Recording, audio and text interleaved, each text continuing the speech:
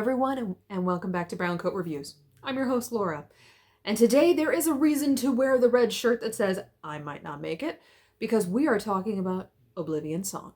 That's right, Robert Kirkman.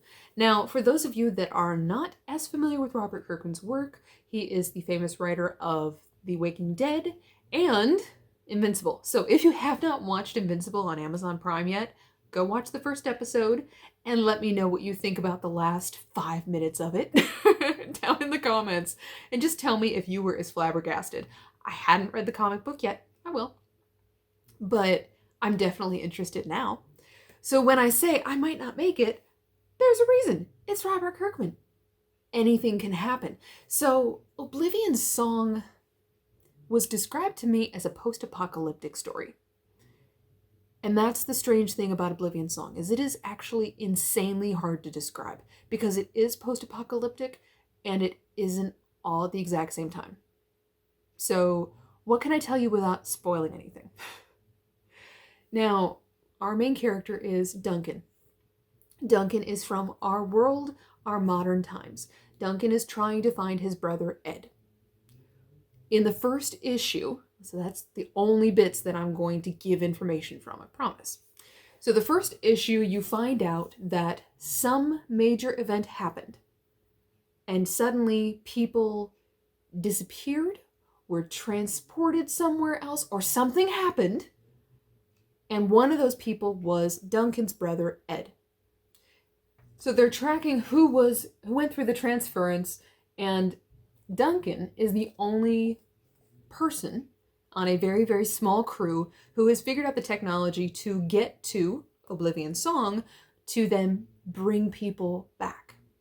It is a very small, federally funded program that has had limited success. And each time he brings someone back, he makes a point of scratching a name off the wall to show that they are no longer part of the transference, they are brought back to our world. And they are no longer stuck in Oblivion Song. So, a couple key things that I'm going to point out from the first issue.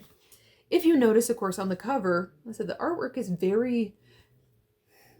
it's very specific. I love it. I mean, these are some of the monsters that are in Oblivion Song. I mean, just look at that. It's very, very colorful. Everything in Oblivion Song is very vibrant. The monsters are definitely very deadly. And it is a large challenge to travel to Oblivion Song, live long enough to let alone find someone, and then bring them back to our world today. And you will notice, however, in our world today, all the colors are very, very muted. All the faces are muted. You sort of lost the color and vibrancy in our world today. And Duncan is dealing with that guilt of having lost his brother to Oblivion Song and still not able to find him. I'm not spoiling anything because it's in the first issue, and I'm sorry. You can't have a series that starts with one brother looking for another brother without at some point him finding the brother, whether the brother is alive or dead, limited, disabled, whatever functionality the brother is in. You know, at some point he's got to find him. So, I'm not spoiling anything there. Anyone can piece that together. So, the intriguing things about Oblivion Song that I absolutely love, which is why Robert Kirkman is such a great writer. Beyond the color palette, one of the big things that they try to point out is the differences between the worlds. Now, before I kind of explain the differences between the worlds of Oblivion Song and our world, we've all heard about, the main struggles in a story. You'll hear about man versus nature, or man versus himself. And what's really interesting about Oblivion Song is actually it has all three. So, man versus man, of course, is going to be the people of Oblivion Song, or the monsters of Oblivion Song, versus the men from our world, and that challenge. Then you have the man versus nature, which is definitely the monsters of Oblivion Song, and trying to survive in that world. And then you have man versus himself, which is Duncan, and his personal struggle and guilt of not being able to find his brother.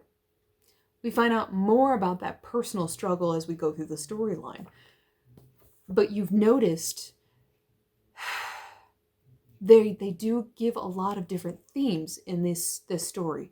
So eventually you are starting to question whether taking people out of this Oblivion Song where, the monsters are clearly very, very dangerous. But when you live in Oblivion Song, your life is simpler. Your life is a daily struggle to survive, but you're not as distracted as we are in our world today. So are you really bringing them back to a better life? Or is that sort of primal survival of the fittest lifestyle where you have to come together better than what we have today in our society of walking zombies? I'll give you a great example. Before COVID hit, all of us loved our technologies, all of us loved our conveniences. We went to our drive-thrus, we had no questions, no qualms about social interactions. And then suddenly this huge event hits and everything changes. It's similar to what happens in Oblivion Song. This huge transference takes place and suddenly you're reevaluating everything. And for us, of course, with COVID, we've had to look at our own personal lives and our relationships with our family members and the way that we do our jobs. Do we need to do everything the way that we used to? Or do we need to evolve to a different point, a different level? And that's sort of what Oblivion Song is asking. Is yes, Oblivion Song has dangers and has other challenges on a daily basis, but you don't have the distractions of some of these technologies, and you're forced to come together as a group to face the monsters. Whereas in our world today, where pre-COVID, we had our distractions, we didn't talk to our neighbors, we just hyper-focused in and went about our daily lives. Which one's better? And some of you, of course, are going to argue and say, well, I loved my life pre-COVID. I miss people. There's nothing wrong with that. What I'm saying is Robert Kirkman's trying to make a point, and he started this way before COVID ever started, to point out that there is a difference in the worlds and what we pull from it. And there's a good reason to question, are those technology conveniences that we tell ourselves we have to have, do we really?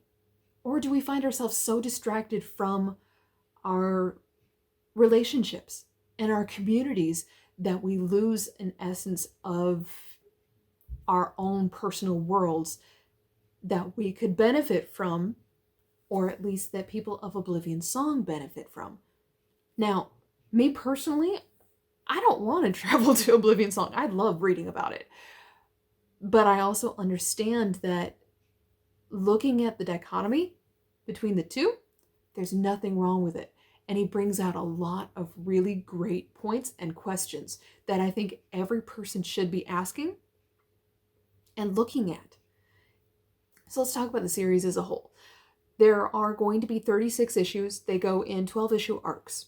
So if you did not jump in at the very beginning, just grab issue 13 and jump in. They are currently on issue number 30. I am somewhere in the 20s. I'm working my way up. There are a couple different things that, of course, they do very, very well. Character development, the themes, the way that the story is dictated and emphasized, I love it. So the one thing that I will say about the story is that it is written like a traditional comic book, the way that we remember comic book stories, where each issue ends with this great cliffhanger and you're dying for the next issue. Some of the cliffhangers, they're coming.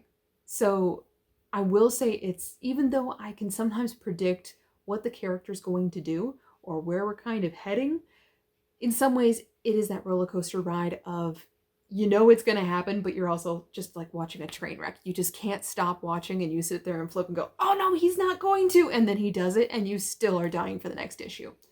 So I had originally grabbed issues 1 through 10 and consumed all of them, and then had to desperately go back and find the next 10 issues. Sometimes you can find the singles. I've been working my way through a full run, but if you are not trying to collect these, there's nothing wrong with grabbing the trades. For this particular series, like I said, you're going to read through them very, very quickly because you just kind of get all consumed in the world of Oblivion Song and the characters. I will say the characters are well written, especially the two brothers. But yeah, it's very well done by Robert Kirkman, and it has a simplistic complexity, which I think you find in a lot of his other writing, which is great. So it's not something that you can sit here and be like, oh, well, it is so convoluted that I have to be wide awake to be able to follow along the storyline. But it also means that people like me who have way too much brain power that is focused in on analyzing these stories, I get a ton from these. But I could also sit back and just enjoy the roller coaster ride. It's half the fun. So I will say I've done both. I have read it just to sit there and go, oh, look at the themes and look at this and look at the play on the art. And then I've also looked at it from a sheer roller coaster ride of it's a great comic book that every single one of them just falls into the next one and into the next one. And I'm just flipping through my stack of Oblivion songs. And I love it.